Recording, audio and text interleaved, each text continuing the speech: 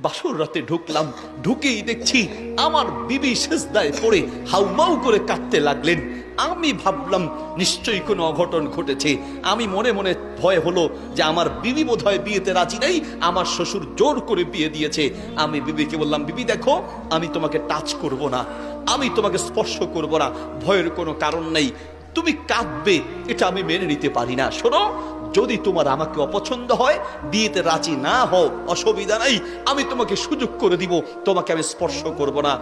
বিবি সিজদা থেকে উঠে চোখের পানি ফেলে বলছেন, স্বামী, আপনার প্রতি আসলে নারাজি হওয়ার কোনো কারণ নেই। আপনার দিনদারিত্বের প্রশংসা পুরো এলাকা জুড়ে আছে, আমার বাবাও অনেক প্রশংসা করেছেন।